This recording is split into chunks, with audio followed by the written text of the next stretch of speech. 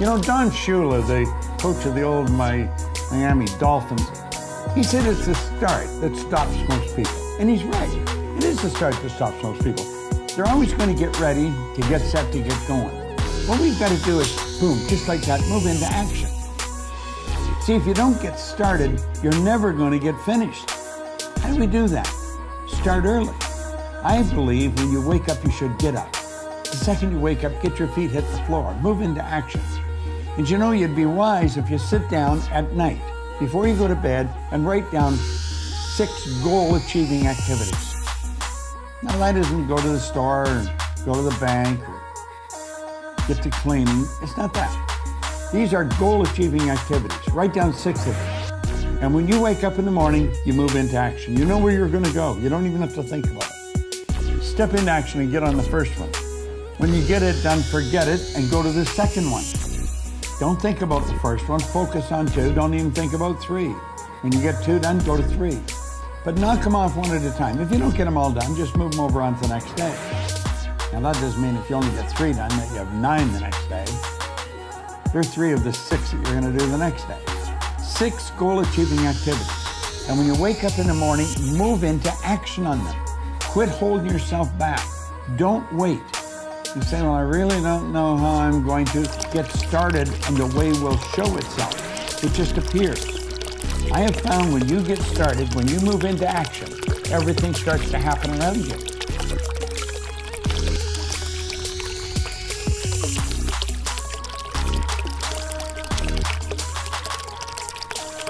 I have worked all over the world. I mean, all over Asia, China, South America, North America, Europe. And I'm always asking people, what do you really want? And I have found most people don't want to be really wealthy. What they do want is they don't want to have any financial concerns. If they want to buy a new suit, they can go and get one. If they want to take a trip, they can take the trip. If they want a new car, they can get the new car. They don't want to just run out and spend or buy. They don't want to have any financial concerns. 2, they want to wake up in the morning excited about how they're going to spend their day. And the 3rd, they want to mix with people who are upbeat and creatively productive. These are the 3 things that people really want. So in answer to your question, if somebody's watching, what's the first thing they should do? Well, the first thing they should do is understand why we have goals. Not just to set a goal, because most people don't set goals right. They're operating with a limited level of consciousness, so they're thinking, if I could get a little more money, and if I could get him to help me and her to help me, and this happened, then I could do this. Maybe this is get a new car. What we've got to understand is we're trading our life for our goals. Literally trading our life. Would you trade your life for a car or a house? I don't think so. So it's got to be something really meaningful. And we're not taught to think this way. We should sit down and don't give any thought to where the money is going to come from, where the help is going to come from. It's what do you really want? Like Ed Hillary was a beekeeper in Auckland. He wanted to climb Mount Everest. It had never been done. People died trying to do it. He went in 51 and failed. He went back in 52 and failed. In 1953, he stood on top of the mountain with Tenzing Norgay. But he didn't know how to get there until after he had got there. Edison didn't know how to illuminate the world until after he had done it. The Wright brothers were bicycle mechanics in Dayton, Ohio. No one believed you could fly. They'd been trying it for years. But they saw it. But they wanted to do it. They didn't know how, and they couldn't tell you until after they had done it. Now, the first flight only lasted 12 seconds. And the naysayer said, yeah, but they only were up there for 12 seconds.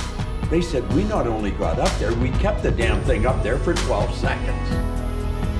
So when a person sets a goal, they've got to say, what would I want? If I just let my mind roam, just wander, use my imagination, how do I really want to live?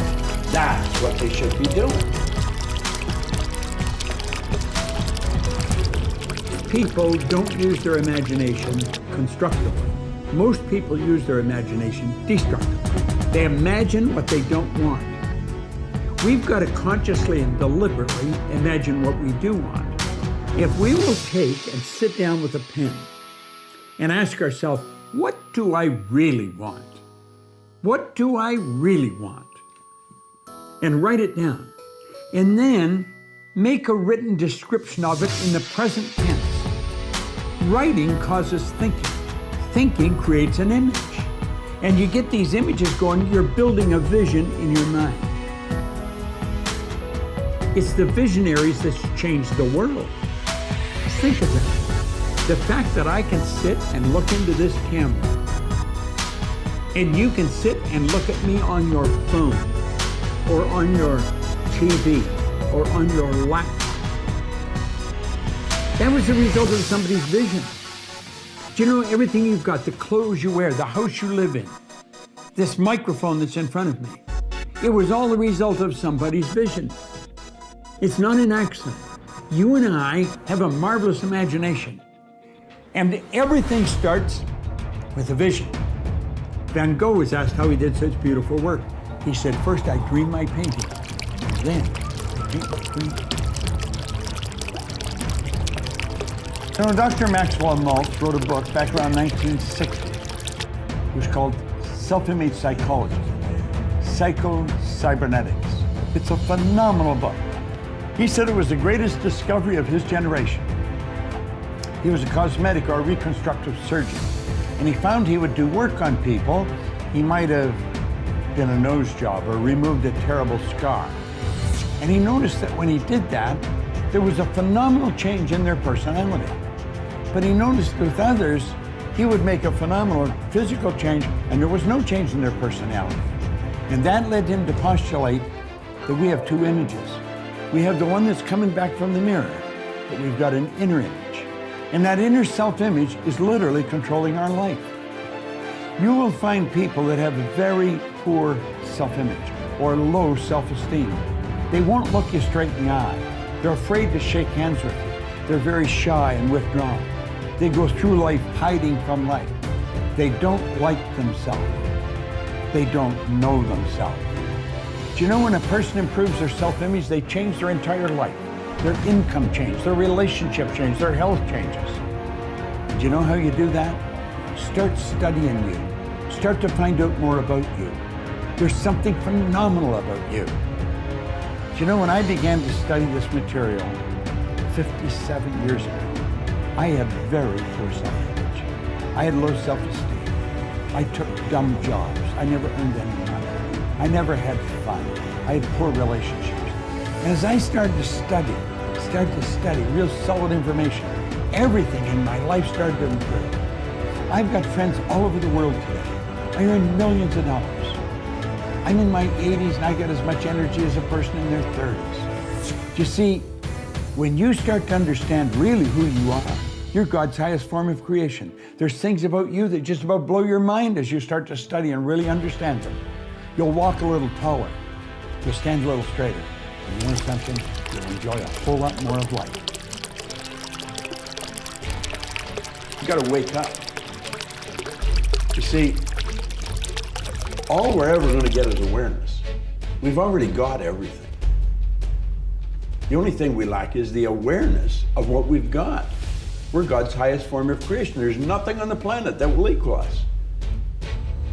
Well, that's all any of us are after. That's all the problems in the world come from ignorance. That's the purpose of life, to overcome ignorance, develop awareness.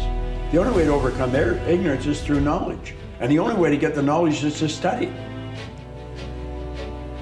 Most people, they finish school, close the book, say, that's over, I'm never going to open another book as long as I live. They're screwed, it's all over.